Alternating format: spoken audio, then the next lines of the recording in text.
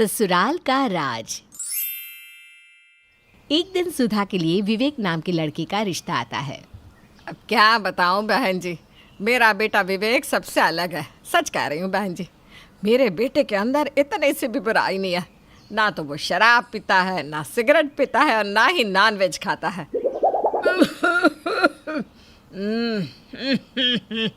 अरे क्या हुआ, पानी पीजिए ना। हाँ, तो मैं क्या कह रही थी, मेरे बेटे के अंदर एक भी बुराई नहीं है। ये तो बिल्कुल राम है, राम। बहन जी, हमें बिल्कुल ऐसा ही दामाद चाहिए था। आपका बेटा तो दिखने में सुंदर है और साथ ही इसके अंदर अच्छे गुण भी है। हमें ये रिश्ता मंजूर है जी। अरे तो फिर देर किस बात की, आज ही शादी की तारीख पक्की कर देते हैं। इस तरह सबकी रजामंदी के बाद विवेक और सुधा की शादी हो जाती है। हेलो गाइस, आज हम एक ऐसी वेबसाइट के बारे में बात करने जा रहे हैं जहां आप खुद पैसे कमा सकते हो, वो भी सिर्फ गेम्स खेलकर। कितनी इंटरेस्टिंग बात है ये तो। गाइस, इस वेबसाइट का नाम है Fun88। इस वेबसाइट की सबसे बढ़िया बात यह है कि इनके ब्रांड एम्बेसडर डेल स्टेन है, जो कि इस वेबसाइट को और ट्रस्टेड और जेन्युइन बना देती है। अब खुद सोचो, जिनके ब्रांड एम्बेसडर डेल स्टेन हो, वो ऐप कितनी मस्त होगी। गाइस, आप लोग इस ऐप में 500 प्लस मजेदार गेम्स खेल सकते हो, जैसे कि कार रूलेट, लाइव कसिनो, 3 पत्ती, एविएटर एक्सेट्रा। और सही में मेरा फेवरेट तो इन सब में एविएटर है। गाइस, इस वेबसाइट में आप इजीली विड्रॉ कर सकते हो अपना विनिंग अमाउंट, वो भी एक क्लिक में सीधा आपके फोन पे, पेटीएम, यूपीआई, नेट बैंकिंग, कहीं भी जहां आप चाहो। तो गाइस, जल्दी से ये ऐप डाउनलोड करो। मैं आपको कमेंट सेक्शन में लिंक दे रही हूँ एंड जल्दी से खूब पैसे कमाओ। लेकिन शादी के अगले दिन से ही विवेक रात को देर से घर आने लगता है। सुधा सोचती है शायद उसे कोई जरूरी काम होगा और वो इस बात को नजरअंदाज कर देती है। लेकिन विवेक तो रोज देरी से घर लौटता था। फिर एक दिन विवेक शराब के नशे में धुत आता है। अरे ये क्या, आपने तो शराब पी रखी है। हे भगवान, आप शराब कैसे पी सकते हो? क्यों शराब नहीं पी सकता? मैं रोज शराब पीता हूँ। लेकिन शादी के वक्त तो मम्मी जी ने कहा था कि आप किसी प्रकार का नशा नहीं करते। वो मैंने कहा था, मैंने नहीं। चलो बेकार की बातें बंद करो। ये देखो, मैं मुर्गा लेकर आया हूँ। मेरे लिए गर्मा गर्म चिकन लेग पीस तैयार करो। हे भगवान, आप नॉनवेज भी खाते हो? नॉनवेज भी खाता हूँ। शराब पीने के बाद नॉनवेज खाने का मजा ही कुछ और है। चलो बकवास बंद करो, जल्दी से रसोई में जाओ। बेचारी सुधा को विवेक के लिए नॉनवेज खाना बनाना पड़ता है। लेकिन उस रात की घटना के बाद विवेक को लेकर सुधा की सोच पूरी तरह बदल जाती है। फिर एक दिन, सुधा, तुम्हारे पास कुछ पैसे है क्या? मुझे ज़रूरी काम है। मैं जानती हूँ आपका ज़रूरी काम। आपको अपने आवारा दोस्तों के साथ बैठकर शराब पीना होगा, और क्या? हाँ, थोड़ी सी पीना है। चलो अब जल्दी से पैसे दो ना। देखिए जी, मैं आपको इस हालत में नहीं देख सकती। आप सुधर जाइए, कहीं नौकरी कर लीजिए। बेकार का भाषण देकर मेरे मूड का सत्यानाश मत करो। चुपचाप पैसे दो मुझे। मैं कोई नौकरी करती हूँ क्या जो मेरे पास पैसे रहेंगे? मुझे अच्छी तरह याद है, पिछले हफ्ते ही तुम्हारा भाई तुम्हें पैसे देकर गया है। अब ड्रामा बंद करो और पैसे दो। और मजबूरी में सुधा विवेक को पैसे दे देती है। उसके बाद विवेक अपने दोस्तों के साथ बैठकर शराब पीते हुए सारे पैसे खर्च कर देता है। मम्मी जी, विवेक जी तो बहुत ही बिगड़े हुए हैं। ये रोज़ शराब पीते हैं और अपने आवारा दोस्तों के साथ यहाँ वहाँ घूमते रहते हैं। कम से कम आप तो उन्हें सही रास्ते पर लाइए। अरे बहुत चिंता क्यों करती हैं, जवानी में सभी लड़के ऐसे ही होते हैं।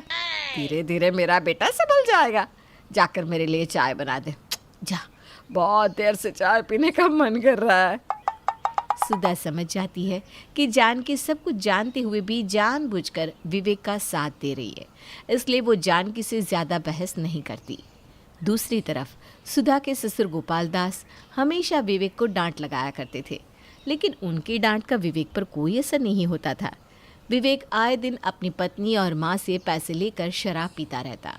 इस तरह कई महीने बीत जाते हैं। बेचारी सुधा अपने छोटे मोटे खर्चों के लिए अपने भाई पर ही निर्भर थी। फिर एक दिन सुधा का भाई रोहन उससे मिलने आता है। सुधा का मुरझाया हुआ चेहरा देखकर उसके भाई को बहुत बुरा लगता है। क्या हुआ दीदी, तेरा चेहरा इतना मुरझाया हुआ क्यों है? घर में सब कुछ ठीक तो है ना? अब क्या बताऊं, कुछ भी ठीक नहीं है। शादी के वक्त मम्मी जी ने बड़ी बड़ी बातें की थी, लेकिन उनकी सारी बातें झूठी निकली। तुम्हारे जीजा जी कोई काम धाम नहीं करते, हमेशा अपने आवारा दोस्तों के साथ बैठकर शराब पीते हैं। ये सुनते ही रोहन गुस्से से तिल मिला जाता है। हमारे साथ इतना बड़ा धोखा! ठहर जा, मैं अभी तेरी सास की अकल ठिकाने लगाता हूँ। उसके बाद रोहन सुधा के कमरे से निकल जानकी के पास पहुंच जाता है। ये सब क्या है माँ जी? मेरी बहन बता रही है कि जीजा जी शराबी है और कोई काम नहीं करते। शादी के वक्त तो आपने अपने बेटे की बहुत बड़ाई की थी। रोहन का गुस्सा देखकर जानकी घबरा जाती है। अरे बेटा, अब तुझसे क्या छुपाना। दरअसल दूसरी माँओं की तरह मैं भी यही सोच रही थी कि शादी के बाद मेरा बेटा सही रास्ते पर आ जाएगा। अब उसकी शादी किसी न किसी से तो करवानी थी ना, तो मैंने थोड़ा सा झूठ बोल दिया। आपके इस झूठ की वजह से मेरी बहन की ज़िंदगी बर्बाद हो गई। आज इतने महीनों के बाद उसने मुझे सच्चाई बताई है। वो तो मेरी बहन मजबूत मन की है, वरना उसकी जगह कोई और होती तो पता नहीं क्या कर बैठती। तुम बिल्कुल ठीक कहते हो बेटा, ये सब हमारी ही गलती है। लेकिन गुस्से से बात नहीं बनती, बल्कि और बिगड़ जाती है। हमें विवेक को सही रास्ते पर लाने के लिए कोई उपाय सोचना होगा। मेरे पास एक उपाय है, आप लोग वैसा ही करिए जैसा मैं कहता हूँ। उसके बाद रोहन सुधा के सास ससुर को अपना उपाय बताता है और अगली सुबह सुधा के सास ससुर अपना सामान लेकर घर से निकल जाते हैं। जब विवेक सोकर उठता है तो माता पिता को घर में ना देखकर उसे बड़ी हैरानी होती है। अरे सुधा, माँ बाबूजी दिखाई नहीं दे रहे, कहाँ चले गए दोनों? माँ बाबूजी तो तीर्थ यात्रा पर चले गए हैं। अरे लेकिन माँ तो मुझे बताकर जा सकती थी, मुझे पैसों की ज़रूरत है। उसके बाद विवेक अपनी माँ को फ़ोन लगाता है, लेकिन जानकी का फ़ोन स्विच ऑफ था। हे भगवान, माँ का फ़ोन तो बंद है, अब मुझे पैसे कौन देगा? सुनो सुधा, तुम्हारे पास कुछ पैसे है क्या? मेरे पास जितने पैसे थे वो सारे पैसे आप पहले ही खर्च कर चुके हैं। अब मेरे पास फूटी कौड़ी भी नहीं है। उसके बाद विवेक घर से बाहर चला जाता है, अपने दोस्तों से शराब पीने के लिए पैसे मांगने लगता है, लेकिन उसका कोई भी दोस्त उसे पैसे नहीं देता। फिर विवेक झूठ बोलकर बहुत सारे लोगों से पैसे मांगने की कोशिश करता है, लेकिन विवेक की आदत सभी जानते थे, इसलिए सभी उसे पैसे देने से इनकार कर देते हैं। इस तरह देखते ही देखते कुछ दिन बीत जाते हैं। पैसे ना होने की वजह से विवेक शराब नहीं पी पाता। सुनिए जी, मैं आपसे एक ज़रूरी बात करना चाहती हूँ। दरअसल मैं ना इस समय प्रेग्नेंट हूँ। ये सुनकर विवेक की आंखों में चमक आ जाती है। अब हमारे जीवन में एक नई शुरुआत होने जा रही है। मेरे लिए ना सही, कम से कम हमारे होने वाले बच्चे के लिए आप सही रास्ते पर आ जाइए। आपने अपने बुरे वक्त में देख लिया ना, आपके किसी भी दोस्त ने आपको पैसे नहीं दिए। ये दुनिया ऐसे ही चलती है, इसलिए बेहतर होगा कि आप अपने परिवार के बारे में सोचें। तुम ठीक कहती हो सुधा, कुछ ही दिनों में सारी सच्चाई मेरे सामने आ गई। अब मुझे समझ में आ रहा है कि आज तक मैं कितनी बड़ी भूल कर रहा था।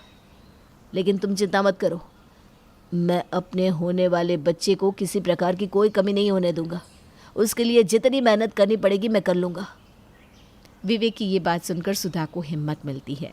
अगले दिन से विवेक नौकरी ढूंढना शुरू कर देता है और आखिरकार उसे एक अच्छी कंपनी में नौकरी मिल जाती है।